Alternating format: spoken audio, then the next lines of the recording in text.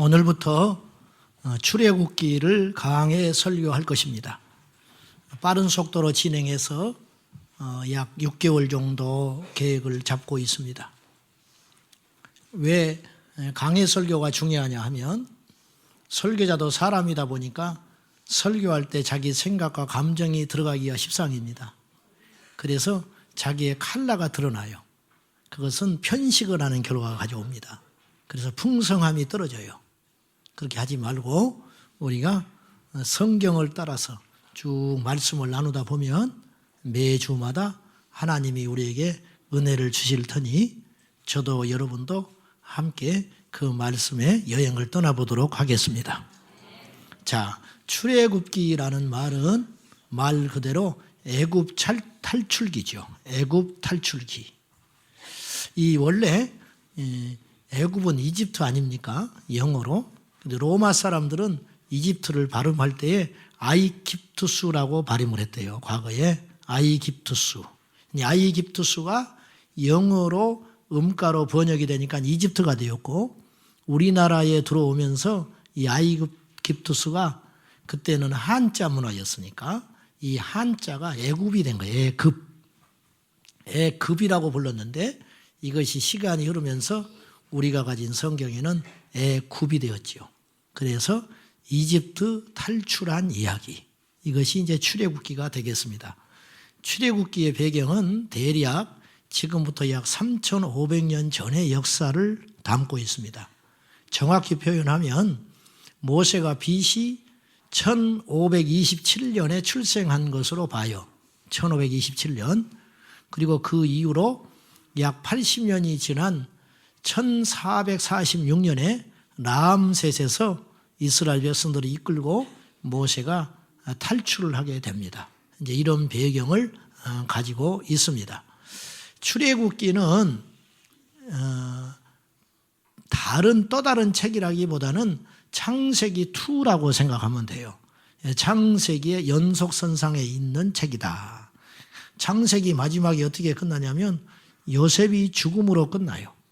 요셉이 죽음으로 끝나는데 이 참 놀라운 것이요. 여러분, 이스라엘 백성들이 400년 동안 종살이 한 것을 우연한 일이 아니고요. 이미 창세기 15장 13절에 보면은 아브라함에게 하나님이 계시하신 내용입니다.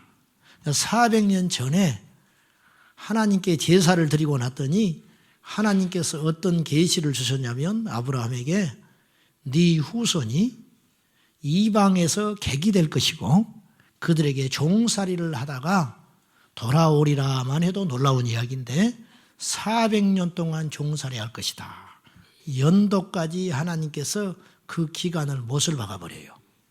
400년 동안 종살이 하다가 정확하게 모세를 통해서 이스라엘 백성들이 이집트에서 나오는 이야기입니다. 놀랍지 않습니까?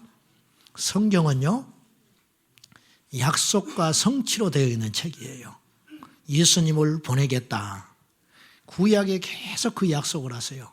그리고 그것이 성취됩니다. 신약에 남아있는 약속이 있습니다. 다시 오시리라. 이제 우리는 그 역사의 중심에 있어요. 그러니까 우리는 잘 실감이 안 나는 거예요. 구약의 사람들을 우리가 볼 때 답답함을 느끼잖아요. 하나님을 믿는데 왜 저렇게 살았을까? 예수님이 오셨는데 왜 저들은 맞이하지를 못했을까? 그 사람들을 우리가 판단할 수 없는 것이 오늘 우리도 그렇게 살아갈 수 있기 때문입니다. 지금 성경은 끝나지 않았어요. 하나님의 역사와 계획은 중단되지 않고 흘러가고 있습니다. 단지 우리가 느끼지 못하는 이유는 우리가 그 역사 선상에 서 있기 때문에 모르는 거예요. 그렇죠? 모르는 거예요. 이제 우리 주님 다시 오실 때 우리가 어떻게 하나님을 섬겼는지, 어떻게 주님을 기다렸는지 그것이 낱낱이 드러나는 날이 올 것이다. 이 말이죠. 자, 이 출애굽기 1장의 내용은 여러분이 잘 아는 내용입니다. 요셉 덕분에 이집트가 살아남았거든요. 근데 세상 만사가 다 그렇듯이 요셉이 죽고 난 다음에 그 은혜를 잊어버려요. 당연하지요. 다른 민족이 와서 번성하고 힘이 있어지니까 숫자가 많아지니까 무서움을 느꼈을 거 아니에요. 그러니까 이들을 핍박하기 시작합니다. 요셉이 했던 그 은혜, 요셉과 친분을 맺었던 왕족들, 그들이 다 죽고 400년의 시간이 흐르면서 이스라엘은 점점점 강해지니까 애굽의 통치자들이 위협을 느끼고 이제는 산하 제한에 들어가기 시작했어요. 그래서 남자아이가 태어나거든 죽이거라. 남자만 없으면 씨가 말리게 되니까 여자아이는 살려두고 그랬는데 그 왕의 준엄한 명령을 거역한 믿음의 여인 둘 이야기가 오늘 성경에 나옵니다. 그들이 누구냐? 십부라와 부하라고 하는 삼파입니다. 이들도 역시 히브리 사람들인데요. 이들은 왕의 명령을 거절합니다. 그 이유가 무엇 때문인가? 오늘 17절을 한번 봅시다. 시작. 애굽 왕의 명령을 어기고 남자 아기들을 살린지라. 이들도 무엇이 무서운지는 아는 사람이에요. 여러분, 당시에 이 바로 왕은요, 태양의 아들로서 신과 같은 존재였다는 거 아시죠? 오늘날 왕이나 대통령의 정도 수준이 아니에요. 이 왕의 명령을 거절했다는 것은 자기가 죽는다는 차원을 뛰어넘어서 자기와 자기 후대와 자기를 아는 삼족이 멸할 수 있는 그런 위험성을 감수한 거예요. 몇 날 며칠을 고민하지 않았겠어요? 불면의 시간을 보내다가 내린 결정, 우리가 죽을지언정 우리 집안이 다 망해서 이 지상에서 없어질 망정 우리가 하나님을 믿는데 하나님을 두려워하지 않아서 되겠는가? 하나님의 뜻은 분명했기 때문에 이스라엘 백성들을 죽이는 것은 하나님의 뜻이 아니라는 거 알았기 때문에 왕의 명령을 거스릴 망정 하나님의 뜻은 거스리지 말자 이렇게 결정한 거예요. 이게 믿음이에요. 저와 여러분도 이런 선택과 이런 수없는 갈등 속에 하루하루 살아가고 있는 거예요. 그렇죠? 작게는 직장에서 주일날 교회를 나오라 하는데 가야 될까 말아야 될까? 내 아들이 학교를 들어가야 되는데 명문 학교를 배정을 받아서 고등학교 때 가면 좋은데 그 학교가 이단에서 운영하는 학교다. 과연 가야 될까 말아야 될까? 이런 갈등, 이런 선택의 갈림길에 우리가 날마다 놓여 있습니다. 여러분은 어떤 선택을 하고 계십니까? 십부라와 부하는 결정했어요. 하나님만을 두려워하기로. 그 결정을 한 거예요. 자, 이들이 불순종했던 이유는 21절에 보면 하나님을 경외했다라는 표현이 나와요. 오늘의 주제는 하나님을 경외하는 것이에요. 이 경외라고 하는 단어는 국어사전에는 이런 표현을 했어요. 공경하며 두려워한다. 이게 경외라는 단어거든요. 근데 성경의 원어에 보면 역시 같은 말이에요. 두려워한다. 근데 헬라어로는 공경한다는 단어를 좋은 두려움 그렇게 표현을 했어요.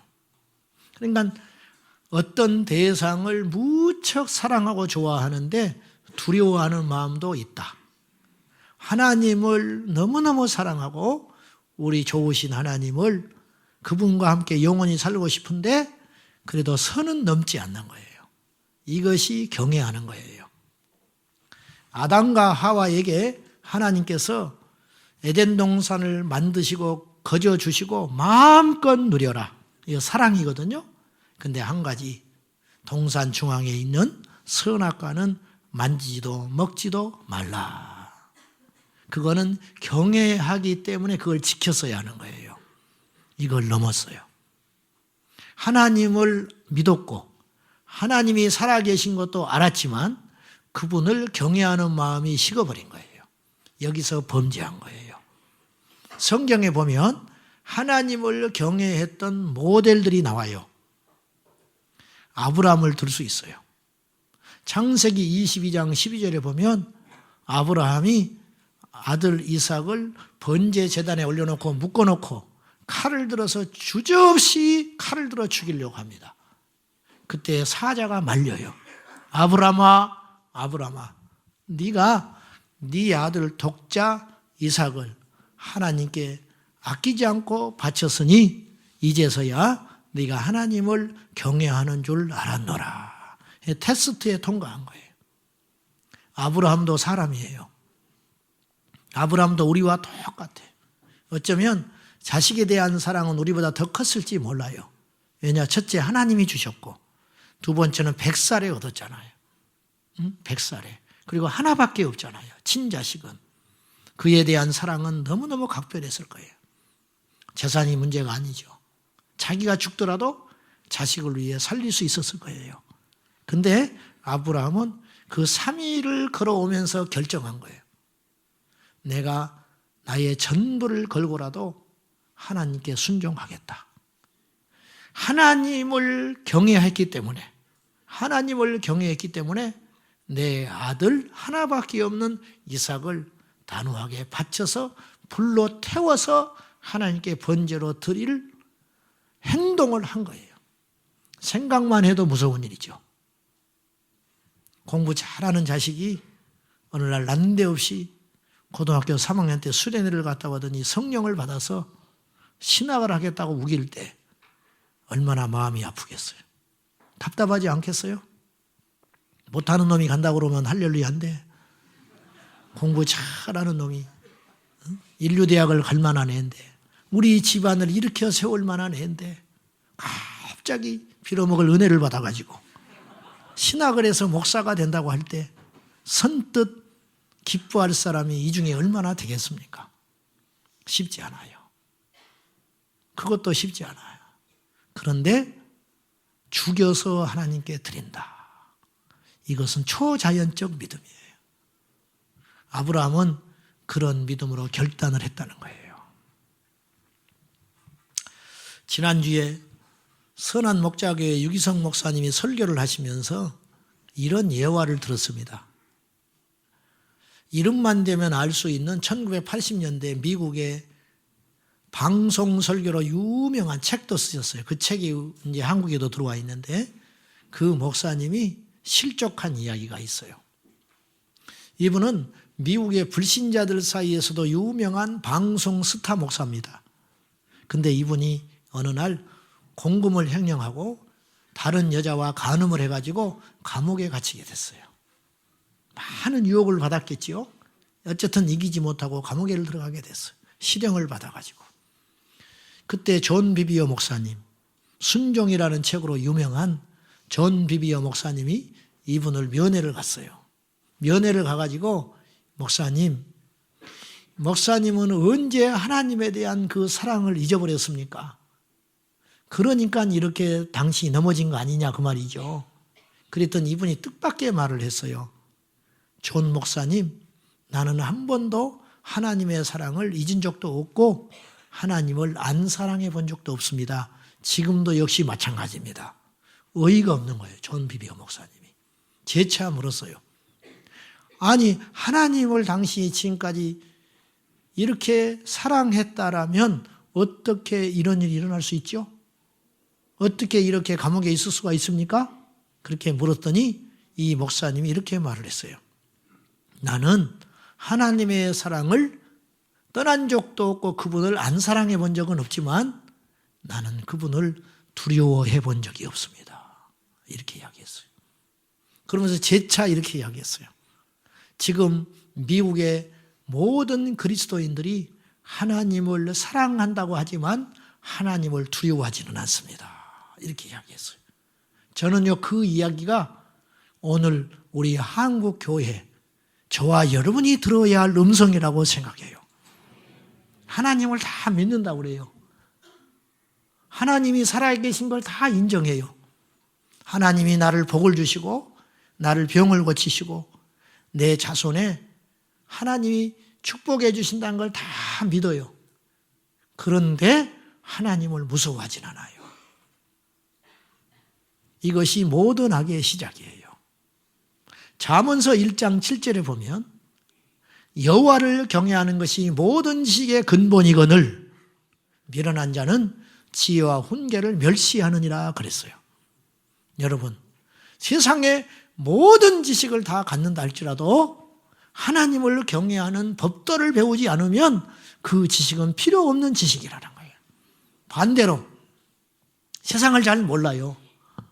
유행도 모르고 세상이 어떻게 흘러가는지도 잘 관심이 없어. 근데 한 가지는 알아. 하나님이 무섭다는 거. 하나님을 경외해야 한다는 건 안다는 거예요. 그러면 이분은 다 된다 그런 뜻이에요. 다 알고 있는 것과 마찬가지다 그런 뜻이에요.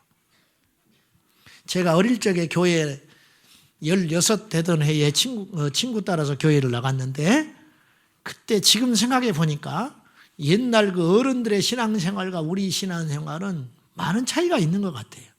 솔직히. 그 할아버지 할머니들 신앙생활 하는 걸 보면 밭에서 일을 하다가 첫 수확이 밭에서 배추, 무 이런 거 나오잖아요. 그러면 흙 묻은 발과 손으로 털털한 몸빼바지 입으시고 그것을 움켜쥐고 예배당에 쫓아와요. 첫 수확 하나님께 드린다고. 그분들 성경 공부 안 합니다. 옛날에 성경 공부 없었어요. 성경 공부가 어디가 있어. 그냥 예배하고 구역 예배만 열심히 드리는 거지. 성경책 장식품이에요. 그분들은. 안 봐요. 성경. 겉에만 헤어졌지 속은 깨끗해. 왜? 성경을 안 보시거든요. 예배 때 피곤하니까 졸아요. 기도하면 버벅거립니다. 그런데 그분들에게는 한 가지가 있었어요. 하나님을 두려워하는 마음. 여러분, 그거면 충분하지 않아요? 거꾸로 오늘 우리는 많은 성경 공부를 해요. 아는 것이 많아. 근데 정말 필요한 하나의 지식을 잊어버렸어요. 하나님을 두려워하는 마음. 이것이 점점 사그러져가는 시대다. 목회자도 성도도 학벌이 수준이 높아졌습니다. 예배 분위기도 좋아졌습니다. 음향 시스템도 좋고 갖가지 미디어를 통해 가지고 우리가 예배드리기에 참 편해졌습니다. 성경책도 안 가지고 와도 불편함이 없을 정도로 예배가 이렇게 됐습니다. 그런데 정말 우리에게 필요한 가치를 놓치고 살지는 않는가? 우리가 한번 고민해 볼 필요가 있다는 겁니다. 지금 교회 안팎에서 일어나고 있는 수많은 성도와 목회자의 범죄 행각은 어쩌면 이것 때문이 아닐까. 경외함을 잃으면, 하나님을 경외하는 것을 잃어버리면 모든 악이 시작됩니다. 반대로 봅시다. 하나님을 경외하기 시작하면 모든 삶의 일상에서 질서가 잡히고 균형이 잡혀가기 시작합니다. 레위기서 19장 32절에 보면 너는 센 머리 앞에 일어서고 노인의 얼굴을 공경하며 내 하나님을 경외하라. 나는 여호와니라. 머리가 하얗게 된 어른 앞에서 일어나고 노인을 공경해라. 나를 하나님을 경외해라. 자, 레위기서 25장 17절에 보면 너희 각 사람은 자기 이웃을 속이지 말고 내 하나님을 경외하라. 나는 여호와 내 하나님이니라. 이 말은 무슨 말이냐면요. 사람과의 관계와 하나님과의 관계를 짤막하게 함께 실어놨어요. 어른을 보면 공경할 줄 알아야 된다. 근데 어른을 볼 때 공경하는 마음은 왜 들어야 되느냐면 하나님을 경외하기 때문에. 내 이웃을 속이지 말아라. 왜? 하나님을 경외하는 자는 네 이웃을 속일 수 없다. 하나님이 보고 계시는데 하나님이 이렇게 하지 말라고 그랬는데 네 부모를 공경해라. 왜 부모를 공경할까? 하나님의 명령이니까. 그렇게 말씀하신 분이 하나님이니까. 내 부모가 나에게 해준 것이 없지만 하나님을 두려워하고 하나님을 경외하였기 때문에 내가 어찌 세상에서 함부로 살아가겠는가. 이건 율법이 아니에요. 여러분, 법은요 반드시 어길 때가 나와요. 율법을 지킬 사람은 아무도 없어요. 율법으로 우리가 이 세상을 살아가는 존재들이 아니라 하나님을 인정하고 하나님을 두려워하고 하나님을 경외하는 마음이 우리 안에 1년 365일 있다면 우리 삶은 누가 보든 안 보든 하나님 앞과 사람 앞에서 반듯하게 살아갈 수 있다는 거죠. 그러니까 믿음 생활이라고 하는 것은 노력하는 게 아니에요. 믿음 생활은 되어지는 거예요. 노력한다면 얼마나 힘들겠어요. 그리고 지킬 사람이 없다니까요. 율법적으로는 의에 이를 수도 없고 율법을 만족시킬 사람은 어느 누구도 없어요. 그것이 아니고 하나님의 인격을 인정하다 보니까 내가 그렇게 자원하여 살아가게 되는 것이죠. 아브라함이 이삭을 바친 것은 복을 받기 위해서 바친 게 아니에요. 하나님을 사랑하고 하나님을 두려워하는 마음으로 가득 찼기 때문에 어찌 내가 그 명령을 어길 수 있겠느냐. 이거 하나만 생각한 거라는 거예요. 그리고 뜻하지 않게 인정을 받게 된 것이죠. 뜻하지 않게. 성경에는 우리 일상에도 마찬가지지만요. 하나님을 무시하고 사람도 무시하는 사람이 있어요. 누굴까요? 누가복음 18장 2절에 보면 예수님께서 비유를 이야기하시면서 낙심하지 말고 항상 기도해야 된다. 그걸 이야기하시면서 한 고을에 하나님도 무시하고 사람도 무시하는 불의한 재판관이 있다. 최악의 경우. 그런데 여인의 청혼을 받고 계속 와서 이야기를 하니까 귀찮아서 들어주지 않았냐. 하나님은 어찌 이런 자와 비교하겠는가. 너희가 기도하면 하나님 반드시 들어주신다. 이제 이 이야기 하시기 위해서 가져온 인물이 불의한 재판관인데 하나님도 무시하고 사람도 멸시하는 재판관. 이런 가정을 또 해볼 필요가 있어요. 하나님은 무시하지만 사람은 두려워하는 사람이 있어요. 그 인물이 누구냐면 사울 왕이 그랬습니다. 사무엘이 사울에게 와서 하나님의 명령을 전달해요. 아말렉과 전쟁하러 갈 때 어린아이로부터 남녀노소 그들의 소유 가축 다 없애버려라. 다 죽이고 오라. 사실은 받아들이기 힘든 명령이에요. 그런데 하나님의 명령은 상식보다 우선합니다. 할렐루야. 하나님의 명령은 우리의 경험보다 우선해요. 이걸 아셔야 돼요. 세상은 아무리 바뀌어도 하나님의 명령은 준엄한 거예요. 다 죽여라. 근데 나중에 사무엘이 전쟁에서 승리하고 돌아왔는데 승리하게 하신 분이 하나님인데 하나님의 명령을 어겼어요. 가축의 울음소리가 납니다. 이게 뭐냐?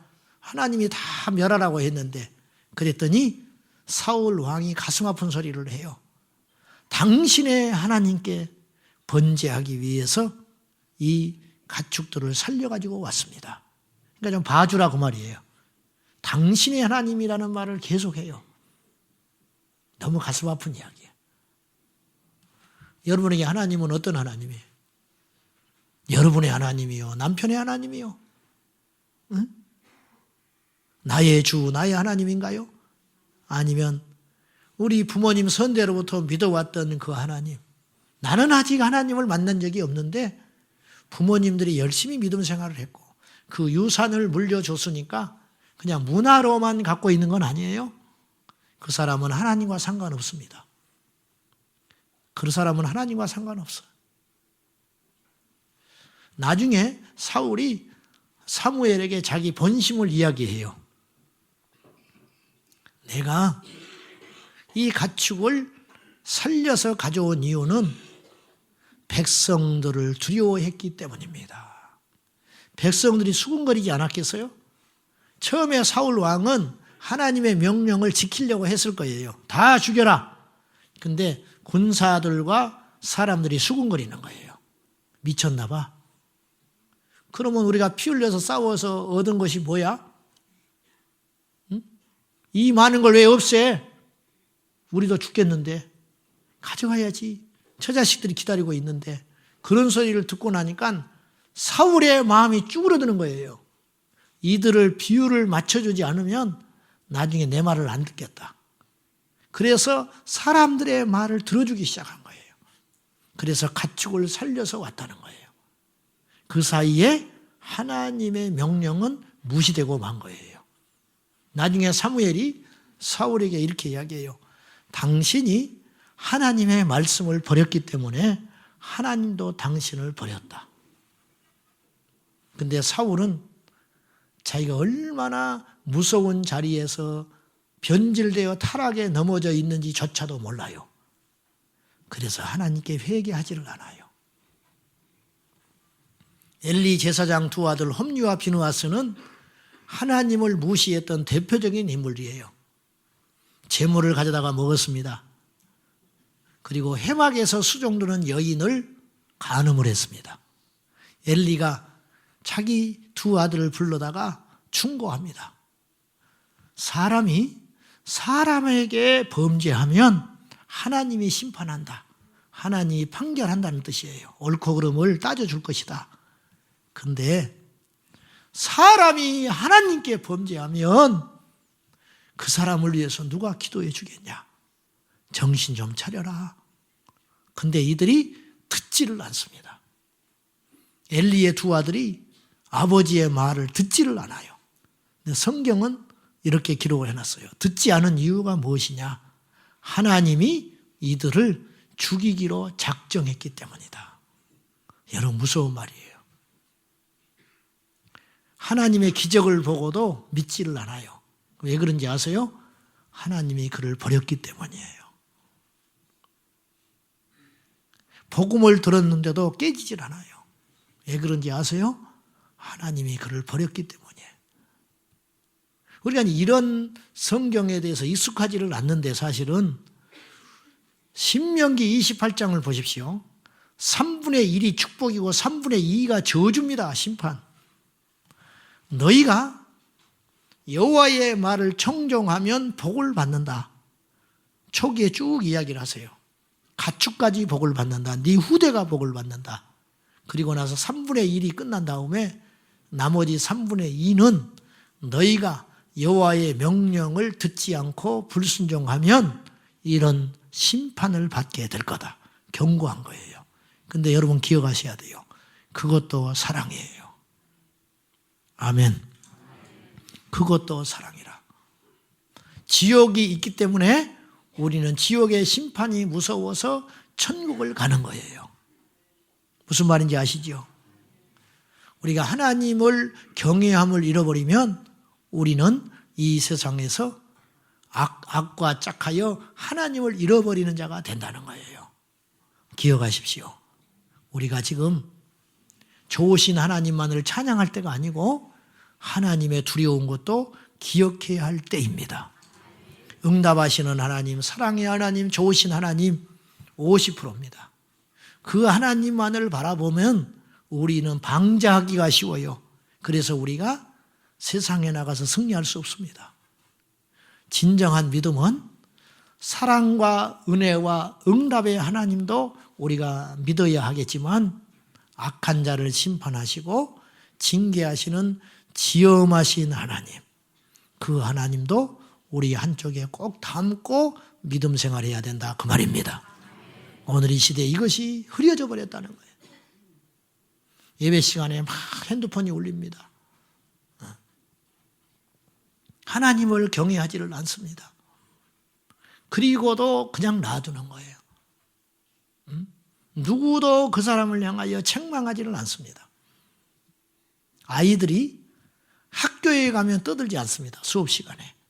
그러나 예배 시간에는 두루놓여 있습니다. 하나님을 두려워하는 걸 가르치라는 거예요. 어릴 때부터 우리 선생님들 바로 가르치세요. 그래서 학부모님이 와서 따졌다. 무슨 교회가 사랑이 있냐 없냐 제가 책임집니다. 그 사람은 우리 교회 다닐 자격 없습니다. 그래서 뭐가 되겠습니까? 엘리 자식을 만들지 말고 이삭처럼 우리 아버지는 하나님의 명령이라면 이 땅에 전부를 걸 수 있는 분이다. 그 속에서 이삭이 얼마나 반듯하게 자랐는지 보시라고 말이에요. 대대에 흐르는 축복은 하나님을 경외하면서 오는 것이라는 거예요. 홈리와 비느하스의 길을 걷지 말고 오늘 십부라와 부하가 하나님을 경외함으로 어떤 복을 받았느냐? 첫째는 이스라엘 백성들 전체가 강성해졌어요.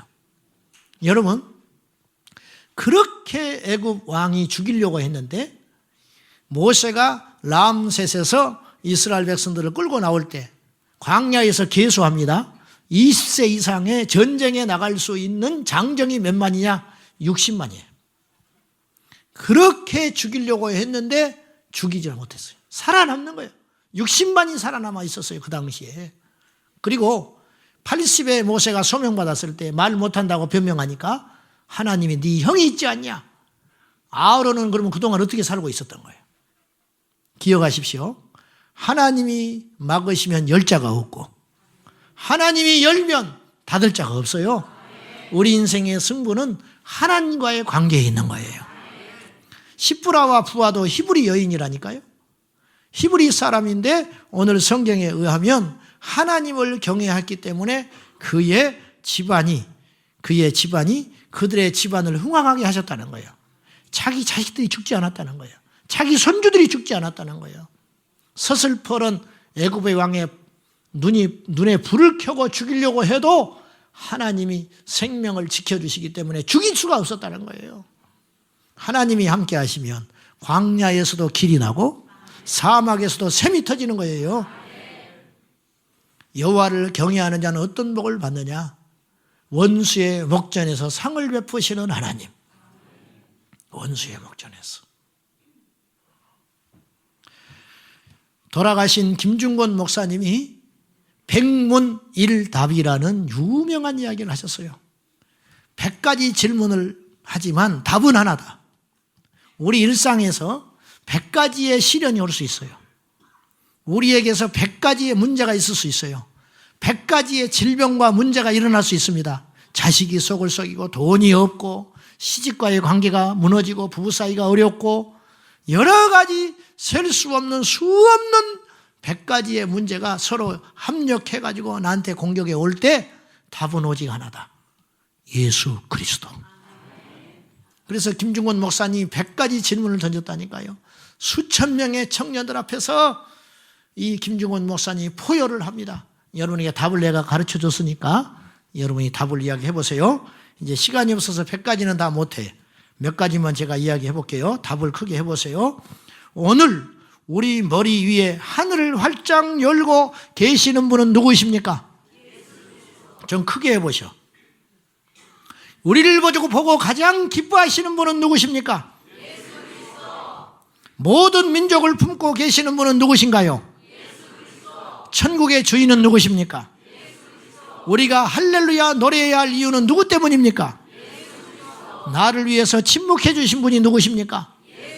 나를 위해 피투성이가 되어주신 분이 누구십니까? 이렇게 외친 거예요. 이 나라 이 민족의 주인이 누구신가요? 우리 교회의 장래에 모든 것을 이끄실 분이 누구신가요? 우리 주 예수 그리스도다. 할렐루야. 인생의 승패가 예수님께 달려있다면 하나님을 경외하는 자가 복을 받는 건 당연한 것이고 그분을 무시하는 자가 멸망하게 되는 것은 당연한 일이라는 것이에요. 사랑하는 여러분, 하나님이 살아계신 걸 믿으십니까? 지식으로만 믿는다고 하지 말고 입으로만 고백하지 말고 관념적으로만 생각하지 말고 하나님을 경외하는 행동을 하라. 하나님을 경외하라. 하나님을 경외하는 자는 반드시 이 세상에서 승리하게 될 것이다. 옛날에 헝가리가 구소련의 위성국가였어요. 사회주의 국가였기 때문에 예수 못 믿었습니다. 성경책을 가질 수가 없었어요. 그때 성경책을 헝가리에 집어넣는 사역을 하는 선교사님이 계셨어요. 그래서 위장을 하고 들어가는 거죠. 다른 짐과 섞어서 몸에다가 숨겨가지고 두근두근 하면서 세관을 통과해서 가는 거예요. 어느 날 이분이 기도하다가 너는 어찌하여 나보다 사람들을 두려워하느냐? 하나님의 이 한마디가 청천벽력까지 들려가지고 이분이 결심을 했어요. 내가 이 귀한 성경책을 가져가는데 왜 거짓말을 하고 갖고 들어가냐? 내가 당당하게 들어가겠다. 그리고 짐에다가 성경을 간뜩 넣고 세관원에 가가지고 신고를 했어요. 이 책을 신고합니다. 세금 물겠다 이 말이에요. 세관원이 이게 무슨 책이요? 성경책입니다. 깜짝 놀래버린 거예요. 성경책을 신고해서 가지고 가요? 우리나라에? 그랬더니 이 선교사님이 이렇게 이야기했어. 이 책은 세상에서 제일 비싼 책이기 때문에 내가 세금을 물겠소. 이 책이 도대체 무슨 책인데 그러시오? 이 책은 사망에서 생명을 주는 책이요. 이 책은 절망에서 소망을 주는 책이요. 이 책은 지옥에 갈 자를 천국으로 옮기는 책이요. 이 책은 죽을 자를 살릴 수 있는 유일한 책이요. 그러니 이 책을 내가 어찌 그냥 그저 가져가겠소? 그랬더니 이 세관원이 그렇게 귀한 책이라면 나 한 권 더 주시오. 그래. 나 한 권 주라고. 그리고 주고 당당하게 들어갔다는 거예요. 당당하게. 눈을 가리시는 하나님, 길을 막으시는 하나님, 원수의 목전에서 사자의 입을 봉하시는 하나님, 그 하나님을 경외하는 것이 지식의 근본이다. 그런 말입니다. 말씀 맺겠습니다. 사랑하는 여러분, 하나님을 경외하면 우리 삶의 모든 질서가 잡힙니다. 우리 자녀들에게 부모에게 잘해라. 부모 말을 잘 들어라. 세상에 나가서 어른들 공경하라. 가르칠 필요가 없어요. 하나님을 공경하거라. 하나님을 두려워할 줄 알게 그렇게 가르쳐서 우리 후대를 이 땅에 남겨두면 우리 후대가 사막에 던져도 살아남습니다. 밀림 한가운데 가도 살아남습니다. 왜? 하나님을 경외하는 자에게는 하나님께서 함께 하시기 때문에. 우리 교회가 이 땅에 우리 현대 그리스도인들이 속히 회복해야 할 것은 무엇이냐? 하나님을 경외하는 것. 저는 충격을 받아서 내가 자주 이야기하는데 저는 그분보다 더 악한 자이지만 임직식에 갔는데 목사님이 설교하다가 핸드폰이 울렸어요. 핸드폰을 받더라고. 설교하다가. 나 지금 설교 중이니까 좀 이따 전화하라고. 그리고 다시 집어넣었어. 어디까지 설교했죠? 그리고 다시 설교를 시작했어요. 재차 또 울렸어요. 너무 유명한 분이라. 너무 바쁘신 분이라. 그 짧은 설교 가운데 핸드폰이 2번이나 울렸어요. 2번 다 핸드폰을 받았어요. 설교하다가. 유명하면 뭐 하겠어요? 그 설교를 통해 사람들을 굴복시키면 뭐 하겠어요? 하나님을 인지함이 하나님을 경외하는 마음이 없는데 무슨 필요가 있습니까? 우리가 열심히 일을 하면 뭐 하겠어요? 여러분, 주의 일을 하다가 망한 사람이 있습니다. 가룟 유다처럼 차라리 태어나지 말았으면 좋았을 뻔했는데 목사 돼가지고 더 망한 사람이 있을 수 있어요. 그러지 않겠어요? 목사 돼서 더 망한 사람, 주님의 일을 해서 더 망한 사람, 이 사람은 차라리 목사가 안 됐으면 좋을 뻔했는데 일반 성도로였으면 그만큼 죄를 안 지었을 텐데 목사가 돼서 더 큰 죄를 지은 사람이 있더라. 교회 직분은 계급장 아닙니다. 하나님이 섬기라고 준 직분이야. 얼마나 무서운 줄 알아야 돼요. 사람들이 여러분을 칭찬하고 격려할 때 얼마나 무서운 줄 알아야 돼요. 여러분에게 능력이 생길 때 얼마나 무서운 줄 알아야 돼요. 그 모든 것을 통하여 하나님을 경외하는 것에 사용하라. 하나님을 경외하는 자는 반드시 이 땅에서 하나님께서 책임지는 멋진 인생이 됩니다. 기도합시다.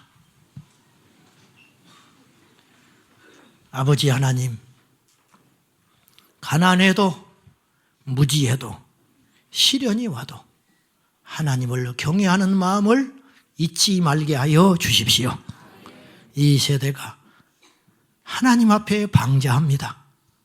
이 세대가 하나님 앞에 몹시 교만합니다.